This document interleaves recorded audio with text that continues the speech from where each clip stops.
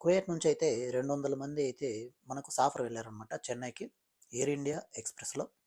కానీ ఏం జరిగిందంటే ఊహించని విధంగా అంతమంది వెళ్తే అక్కడ దిగిన తర్వాత లగేజ్ కలెక్ట్ చేసుకోవడానికి వెళ్ళినప్పుడు అక్కడ లగేజ్ అనేది 12 మంది మాత్రమే లగేజ్ అయితే వచ్చాయి.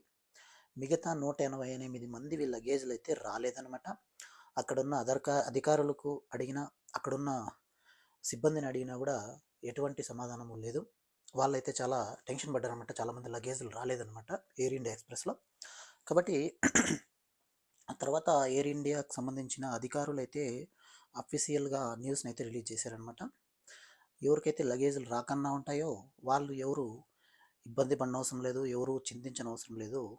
ఆటోమేటిక్‌గా వాళ్ళ లగేజ్‌లు వాళ్ళ అడ్రస్‌లకే వాళ్ళ ఇంటి వద్దకే పంపిస్తాము అనేసైతే ఎయిర్ ఇండియా ఎక్స్‌ప్రెస్ అధికారి అయితే ఒక అధికారి అందులో ఒక అధికారి న్యూస్‌లో అయితే రావడం అయితే జరిగిందనమాట. మొన్నటి వరకు చూసినట్లయితే బయోమెట్రిక్ వేసినా వేయకపోయినా సాఫర్ వెళ్ళొచ్చు.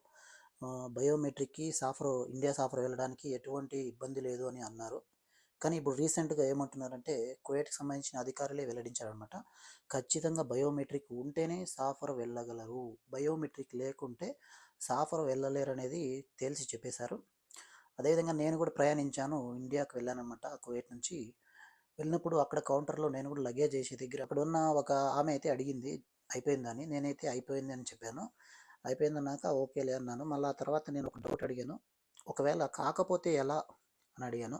దానికామె we can't travel without biometric అని చెప్పింది. అంటే బయోమెట్రిక్ పూర్తి కాకపోతే సాఫర్ వెళ్ళలేరు అని చెప్పేసి ఆమె అయితే చెప్పడం జరిగింది. కాబట్టి అన్న ఇంకా ఎవరన్నా మీలో బయోమెట్రిక్ చేసుకోకుండా ఉంటే ఖచ్చితంగా బయోమెట్రిక్‌ని అయితే పూర్తి చేసుకోండి. సాహిల్ అప్లికేషన్ అదేవిధంగా మనకు మెటా పోర్టల్‌లో అపాయింట్మెంట్ అయితే చాలా ఫ్రీగా దొరుకుతుంది. ముందన్న రద్దీగా ఉండేది. ఇప్పుడు చాలా ఫ్రీగా అయితే దొరుకుతుంది.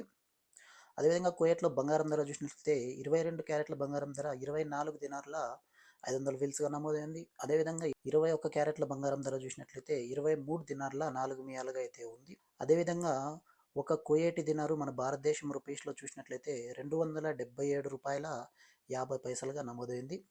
వీడియోకైతే లైక్ చేయండి. ఇటువంటి వీడియోస్ మన ఛానల్‌లో వస్తూ ఉంటాయి. కువైట్ యూట్యూబ్ తెలుగు ఛానల్‌ని సబ్స్క్రైబ్ చేసుకొని ఫాలో అవుతుండండి. మరో వీడియోలో మళ్ళీ కలుద్దాం. అంతవరకు సెలవు. Bye bye. జై హింద్.